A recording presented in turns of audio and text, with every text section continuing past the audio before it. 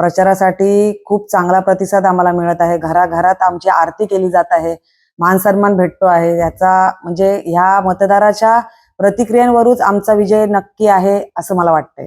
मूलभूत प्रश्न तर भरपूर आहेत। माझी कुसुंबे ग्रामपंचायत वगळता बाकीच्या ज्या 8 ग्रामपंचायती आहेत त्याच्यामध्ये कुठल्याही प्रकारच्या मूलभूत सुविधांचं वाटप किंवा कामं तिथे झालेली नाही आहेत। तळागाळापर्यंत रस्ते, पाणी, लाईट ह्यासारख्या मूलभूत गरजा पोहोचल्या नाहीत अजूनपर्यंत। गेली कित्येक वर्ष ज्यांनी या जिल्हा परिषद मतदारसंघावर राज्य केलेलं आहे त्यांनी या मूलभूत सुविधांकडे पूर्णपणे दुर्लक्ष केलेलं आहे असं मला वाटतंय। आणि ते प्रश्न सोडवण्यासाठी मी या जिल्हा परिषद परिषदेसाठी उमेदवारी अर्ज दाखल करून या उमेदवारीद्वारे लोकांचे प्रश्न सोडवण्याचा प्रामुख्याने मी हा विचार करणार आहे। आणि त्यांच्या मूलभूत गरजा ज्या असतील म्हणजे रस्ते, पाणी, लाईट त्या प्रामुख्याने प्रथमतः मी सोडवणार आहे। या मतदारसंघात पाण्याचा खूप मोठा प्रश्न आहे। तुम्ही बघायला गेलात तर शाहबाज ग्रामपंचायत मध्ये आज कित्येक वर्ष शेका पक्षाची सत्ता आहे, पण तिथे एक दिवस आड करून फक्त 15 मिनिटं पाणी येतं। आणि JSW सारखी चांगली कंपनी असताना देखील त्याचा फायदा त्या ग्रामपंचायतीतील लोकांना करता येत नाहीयेत। आणि त्या महिला भगिनी ज्या आहेत त्या अत्यंत त्रासलेल्या आहेत। कोणाला मणक्यांचे त्रास, कोणाला हाडांचे आजार झालेले आहेत। हे पाणी भरल्यामुळे त्यांना महिलांना खूप त्रास झालेला आहे आणि तो प्रामुख्याने प्रश्न मी पहिल्यांदा सोडवणार आहे। त्यांना चांगल्या प्रकारचा पाण्याची योजना मी तिथे राबवणार आहे शाहबाज ग्रामपंचायत मध्ये।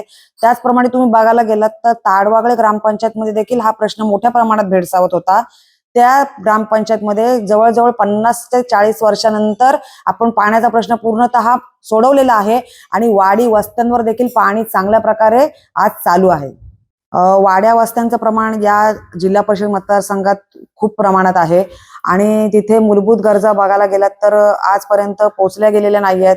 तुम्ही तिथले रस्ते बघाल, तिथली आरोग्य सुविधा बघाल तर एकदम कोलमडलेली आहे। त्याच्यामुळं ह्या प्रश्नांकडे जास्त प्रामुख्याने लक्ष देणं मला गरजेचं वाटतं, कारण आदिवासी समाज हा गरीब असल्यामुळे ते शहरात जाऊन आपल्यावर इलाज करता येईल असं त्यांच्याकडे सुविधा नसते। त्याच्यामुळं ग्रामीण भागात बघायला गेलात आदिवासी वस्ती पाड्यांमध्ये तर प्राथमिक आरोग्य केंद्र ही सुधारली गेली पाहिजेत आणि त्याचा फायदा ह्या तळागाळातील जनतेला नक्की होईल असं मला वाटतं। आमचे नेते आमदार महेंद्र दळवी यांच्या माध्यमातून खूप प्रकारची कामं या मतदारसंघामध्ये झालेली आहेत।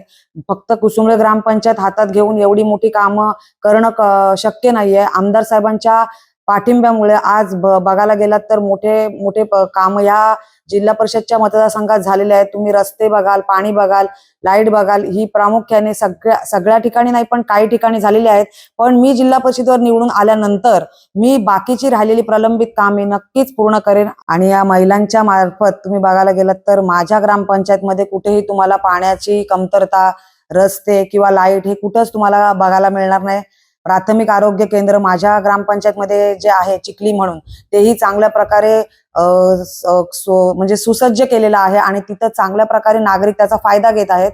त्याचप्रमाणे महिलांना कुठेतरी विसावा मिळावा म्हणून त्यांची मी आज सलग 3 वर्ष महिलांसाठी एक ट्रिप आयोजित करत आहे आणि ती ट्रिप 2 दिवसाची असू दे पण ते 2 दिवस त्यांचे सुखासमाधानाचे घालवतात आणि आनंदात त्या 2 दिवसात ते सगळं म्हणजे सगळं दुःख विसरून त्या सहलीचा आनंद ते चांगल्या प्रकारे लुटत आहेत।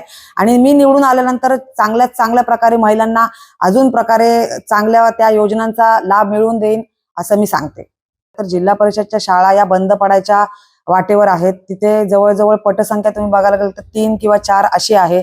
ती बघायला जाता माझ्या कुसुंबे ग्रामपंचायत मध्ये मी या जिल्हा परिषद शाळांचा रूपरेखा देखावा सगळा बदलला आहे आणि जी रंगरंगोटी किंवा शाळेचं जे चांगल्या प्रकारे रूपांतर चांगल्या शाळेमध्ये झालेलं आहे त्याच्यामुळे मुलांना शाळेत जायचा ओढ वाढलेला आहे। माझ्या जिल्हा परिषद मतदारसंघात म्हणजे कुसुंबे जिल्हा परिषदच्या शाळांमधला चांगल्या प्रकारे पट वाढलेला आहे। त्याच प्रकारे बाकीच्या 8 ग्रामपंचायतीमध्ये ज्या जिल्हा परिषदेच्या शाळा बंद पडायच्या मार्गावर आहेत त्या पूर्णपणे पूर्ववत चालू करण्याचा प्रयत्न मी करणार आहे। मतदार बंधू भगिनींना एकच आवाहन करीन किंवा विनंती करीन की मी आज प्रथमतःच तुमच्या एक नवीन चेहरा म्हणून राजा केणींच्या माध्यमातून जनतेच्या समोर जात आहे। तर एक विकास काय असतो, विकास पुरुष काय असतो त्याच्यावर विश्वास ठेवून तुम्ही मला नक्कीच एक संधी द्या आणि तुमचं अनमोल मत मला येणाऱ्या 7 तारखेला धनुष्यबाणाच्या चिन्हासमोरील दाबून विजयी करा। यूट्यूबवर सुद्धा रायगड टाइम्स सर्च करा आणि पहा रायगडच्या कानाकोपऱ्यातील प्रत्येक बित्तम बातमी. आणि हो, लगेच सबस्क्राईब बटनवर क्लिक करायला विसरू नका. रायगड टाइम्स, आपलं चॅनल, आपला आवाज.